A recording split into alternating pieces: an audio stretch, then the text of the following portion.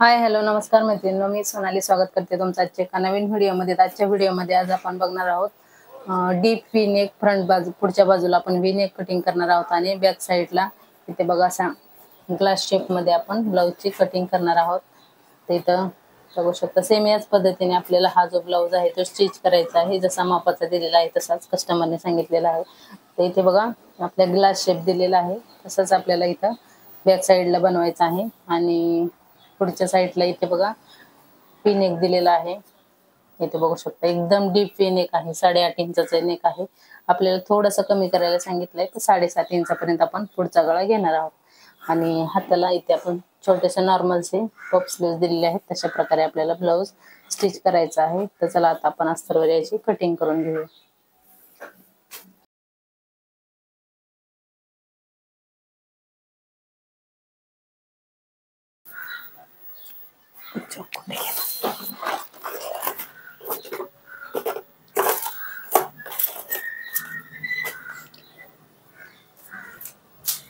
तर इथे बघा ही बंद बाजू मी माझ्या साईडने ठेवलेली आहे। ब्लाउजची उंची आहे 13.5, त्याच्यात 1 इंच प्लस करून इथे आपल्याला 14.5 इंचावर मार्किंग करून घ्यायचं आहे। इथे बघा 14.5 इंचावर मार्किंग करून घेतलं। त्याच्यानंतर आता आपल्याला शोल्डर टाकायचा आहे 6 इंच, कारण व्ही नेक आहे त्याच्यामुळे व्ही नेक जास्त असा पसरत नाही, त्याच्यामुळे 6 इंच घ्यायचा आहे। डीप जरी असला तरी आपल्याला इथं शोल्डरचे आहे ते 6 इंच घ्यायचं आहे। ओके, त्याच्यानंतर इथे बघा मुंडा पण आपल्याला घ्यायचा आहे 6.25 इंच, कारण या कस्टमरचा जो आर्मोल आहे ना तो जास्त आहे, त्याच्यामुळे इथं मुंडा मी 6.25 इंच घेतलेला आहे। तुम्ही 6 इंच घेतलं तरीही चालेल। काही काही कस्टमर असे असतात तर त्यांचा मुंडा खूप जास्त असतो, म्हणजे नॉर्मल साईज पेक्षा जास्त त्यांना मुंड्यात ब्लाऊज खूप टाईट होतं, त्याच्यासाठी आपण थोडासा मुंडा वाढवून घ्यायचा असतो। ओके, तर इथे बघा छातीचा चौथा भाग, हा ब्लाऊज आहे 36 साईजचा, त्याचा चौथा भाग इथे बघा 9 इंचावर मार्किंग करायचा आणि साईडला 2 इंच आपण शिलाई मार्जिन घेऊया। आणि इथे बघा आपल्याला पाठीमागच्या मुंड्यासाठी 1.25 इंचावर मुंड्याचा शेप आकार द्यायचा आहे, इथं 1.25 इंचावर। इथे बघा अशा प्रकारे पाठीमागच्या मुंड्याचा आकार आखून घ्यायचा। त्याच्यानंतर आता आपल्याला कमरेचं माप टाकायचं आहे। तर कमर आहे आपली 30 इंच, 30 इंचाचा चौथा भाग येतो 7.5, त्याच्यात 1 इंच आपल्याला पाठीमागचं जो टक्स देतो त्याच्यासाठी 1 इंच आणि साईडला 2 इंच शिलाई मार्जिन। अशा प्रकारे पाठीमागच्या भागाची माप टाकून घ्यायची आणि त्याच्यानंतर आता आपल्याला ब्लाऊजचा जो गळ्याचा शेप आहे तो शेप द्यायचा आहे। तर इथे बघा मी वरून गळा कधीच मोजत नाही, ही जी आपली खालची पट्टी असते ना ती मोजायची। तर इथे बघा ही पट्टी 3 इंच आहे, त्याच्यात आपल्याला 1.25 इंच प्लस करून इथं 4.25 इंच मार्किंग करायचं।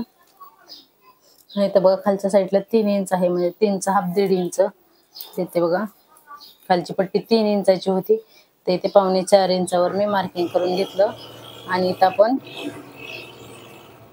1.25 इंचावरच मार्किंग करणार आहोत, कारण तो 1.5 इंच आपल्याला दोन्ही साईडला शिलाईला गेला असेल, त्याच्यामुळे 3 इंच आले। बाकी आपलं पण शिलाईत जाऊन नंतर स्टिच करून झाल्याच्या नंतर इथं 3 इंच बरोबरच येईल। ओके, तर इथे बघा मी फक्त 1.25 इंचावर मार्किंग केलेलं आहे, लक्षात असू द्या। त्याच्यानंतर आता आपल्याला गळा रुंदी घ्यायची आहे 3 इंच।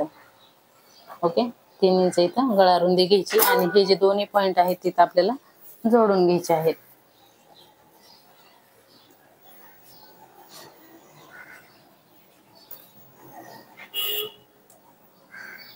ते बघा अशा प्रकारे जोडून घेतलं। तर ते बघा बॅक पार्ट आपला पूर्ण तयार झालेला आहे। आता आपण याची कटिंग करून घेऊया।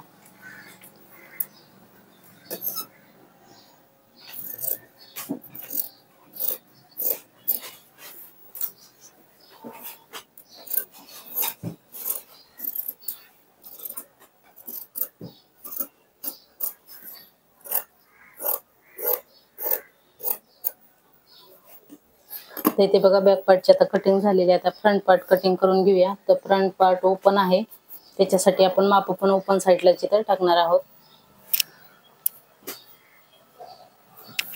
ते हा जो बॅक पार्ट आहे तो घ्यायचा आणि इथं हुकायसाठी आपल्याला नाही ठेवलं तरी चालेल, कारण ऑलरेडी आपल्या गळ्याची रुंदी जास्त आहे। तर इथे बघा जसं आहे तसंच आपल्याला इथं अगोदर ठेवून घ्यायचं आहे आणि मार्किंग करून घ्यायचं आहे।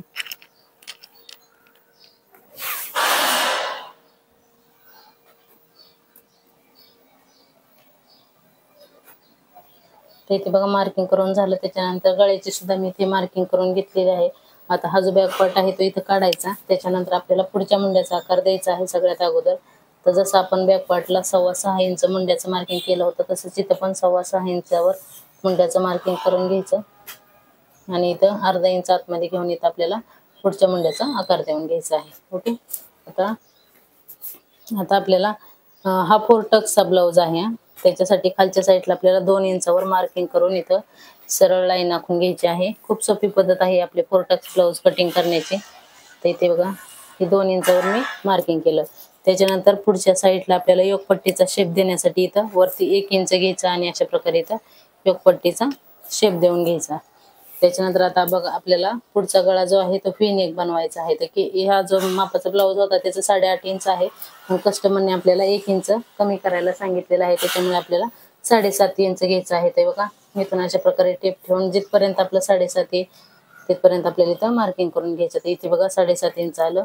त्याच्यानंतर इथून आपल्याला 3 इंच सरळ आखून आपल्याला बॉक्स तयार करून घ्यायचा आहे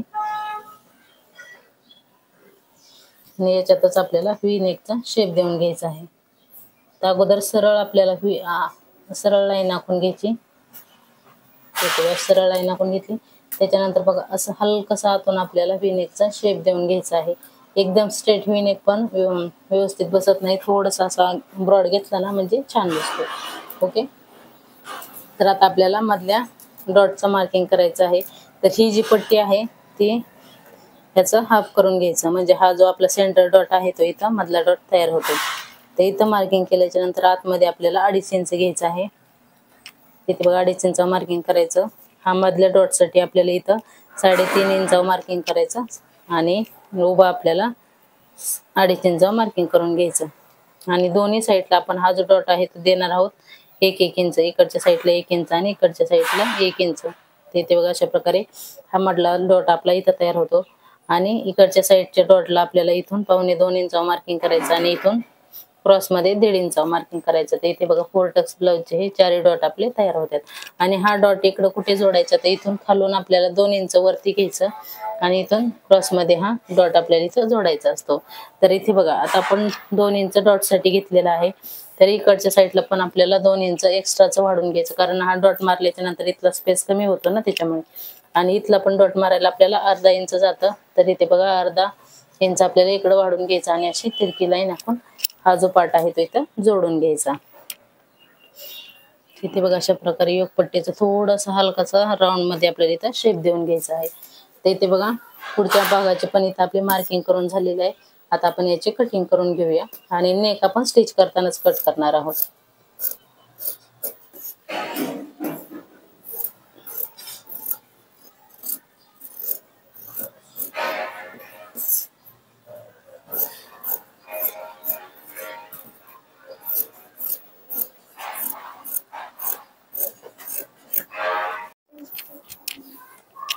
तर इथे बघा ही बाही मी कटिंग करून घेतलेली आहे. ऍक्च्युली शूटच झालं नाही.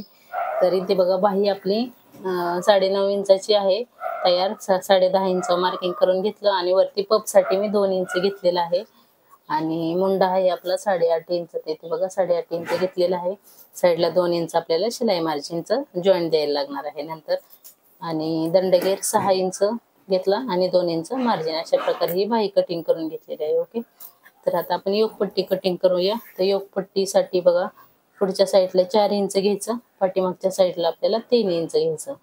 म्हणजे आपली जी फिटिंगची साईड आहे तिकडे 3 इंच आणि पोकाईच्या पट्टीच्या साईडला 4 इंच. अशा प्रकारे माप घेऊन इथं योगपट्टीचा शेप देऊन घ्यायचा आणि इथे योगपट्टी कटिंग करून घ्यायची.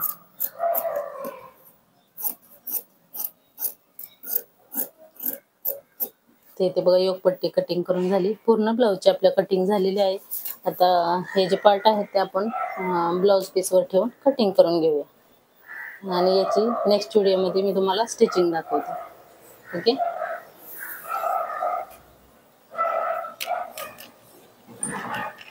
ते इथे बघा इथं बॉर्डरच्या साईडला इथे हात ठेवून घ्यायचं. त्याच्यानंतर इकडच्या साईडला बंद बाजूला आपल्याला बॅक पार्ट ठेवून घ्यायचा आहे. त्याच्याच बाजूला लगेच इथं आपला 4 टक्सचा जो पार्ट आहे ना तो पुढचा तो इथे ठेवायचा आणि इथे बघा लगेच आपल्याला इथे योगपट्टी ठेवून घ्यायची आणि याच्यात आपण कटिंग करून घेऊया.